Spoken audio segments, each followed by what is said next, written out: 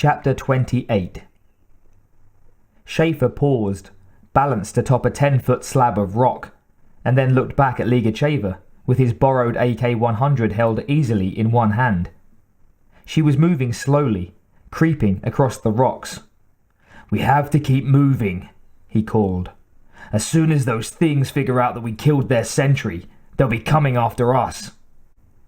"Keep moving," Ligacheva repeated, nodding as she shifted her own weapon to the other hand so that she could better steady herself against the rock wall. "Ah, this must be what you Americans call a strategy. Very good." Schaefer smiled slightly, then looked around at the icy walls of the canyon. Another reason he had wanted to keep moving was so that he wouldn't freeze to death. His fancy plastic suit was less and less use with each step, as more of the insulating fluid leaked out, and he'd lost more blood than he liked. The blanket wrapped around his head was stiff with blood. He was pretty sure that the flow had stopped, but if he'd been safe at home, he knew he'd be in bed, or a hospital, resting and recovering. He sure wouldn't be out here in sub-zero weather. Ligacheva had her heavy overcoat and fur hat on, so maybe the cold wasn't such a problem for her. He paused, noticing something. Was it really a problem for either of them? The air didn't have the same vicious numbing bite to it that it had had before. True, the canyon walls shut out the wind, but... "Is it my imagination, or is it warming up out here?" he said. Ligacheva glanced at him. "Why do you ask?" "Because the ice ahead looks like it's melting," Schaefer said. "And unless I'm hallucinating from loss of blood, I hear water dripping somewhere. It's mid-winter. This is Siberia. Ice melting?" "Indeed," Ligacheva said, staring. "And beyond that, the ground is bare." She pointed. Schaefer looked at the area the Russian indicated and saw earth that was not just uncovered, but torn up and raw. "Something tells me that's not shown on your friend's map," he said. "Your something speaks the truth," Ligacheva agreed. She watched as the American trudged ahead. Schaefer was an enigma to her. He was endlessly bitter and cynical, constantly mocking any sort of authority, loyalty, trust, even simple humanity. Yet he was here, pushing on into the unknown against a fearsome foe. He had fought the alien sentry with little more than his bare hands. And for what? He professed no love for his fellow man, no devotion to his homeland. The other Americans plainly hated him. He had mentioned no family or friends. Perhaps his life was so empty that he had no fear of losing it. He seemed to exist in a friendless world of pain and death. Perhaps those devils from the stars were all he had left to give his existence meaning or purpose. "It's warm," Ligacheva said, removing her hat and shoving it into a pocket. "It's more than warm," Schaefer replied, unclipping the collar of his plastic suit. "Something's got the temperature way up. It must be pushing 60 degrees. 60? Ligacheva exclaimed. Then she realized that the American must be using the foolish, archaic Fahrenheit scale, and quickly worked the conversion in her head. 15 or 16 degrees Celsius. Yes, that was about right. She unbuttoned her coat as Schaefer unzipped.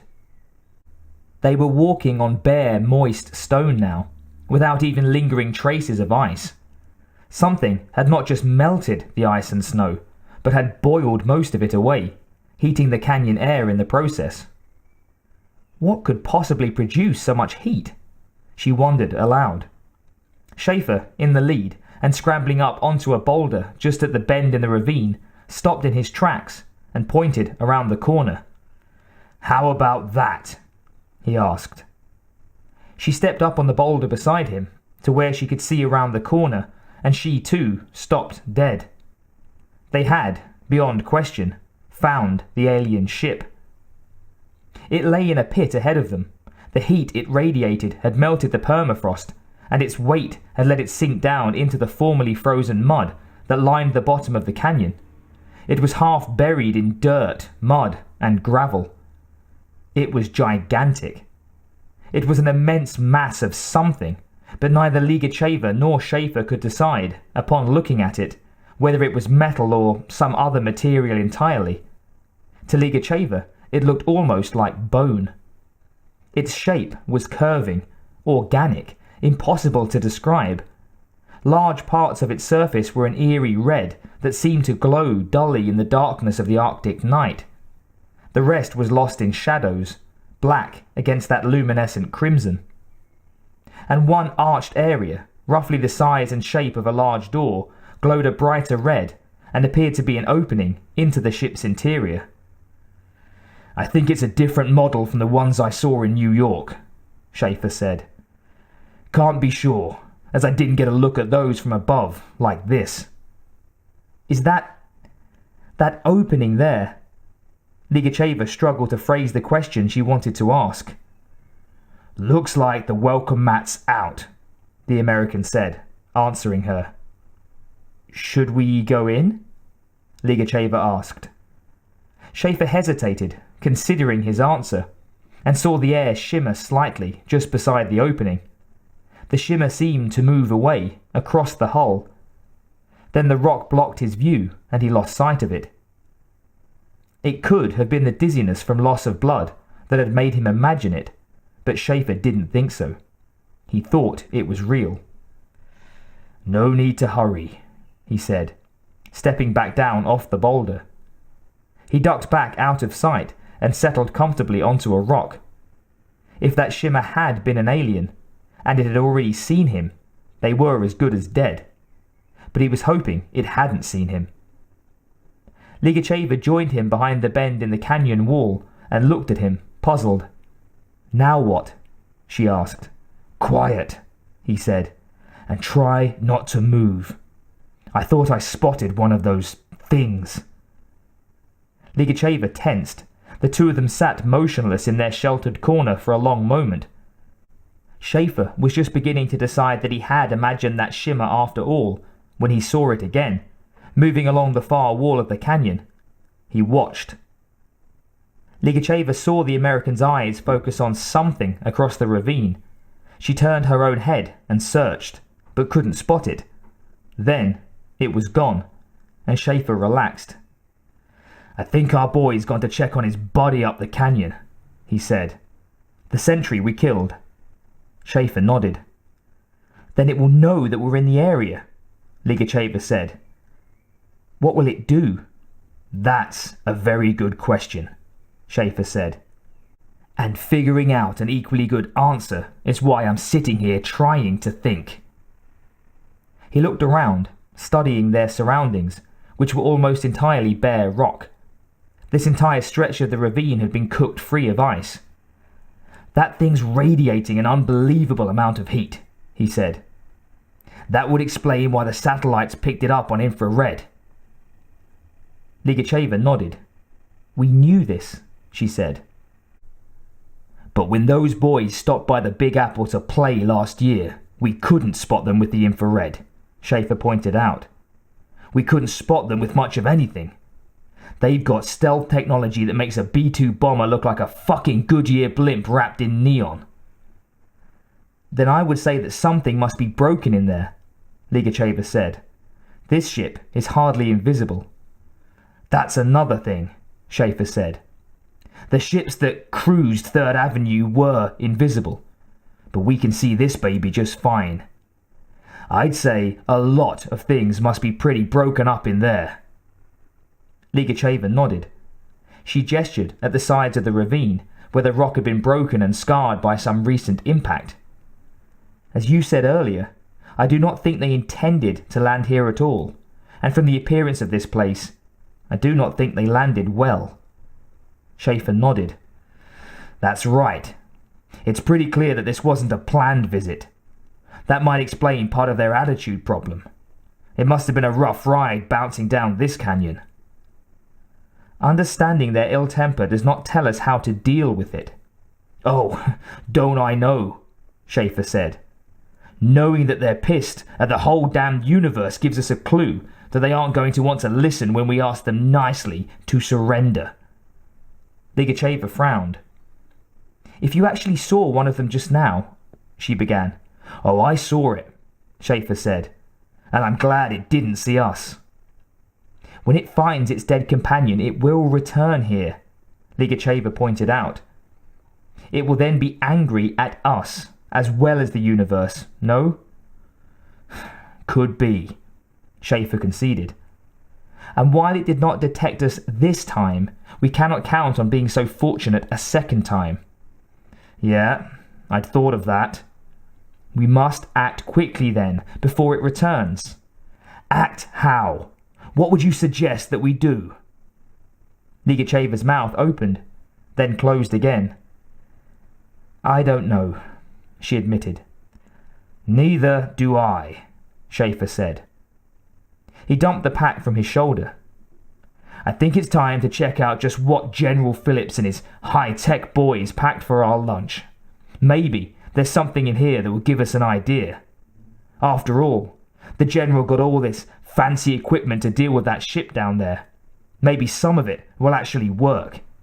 I've lugged this stuff all the way on the off chance we'll need it.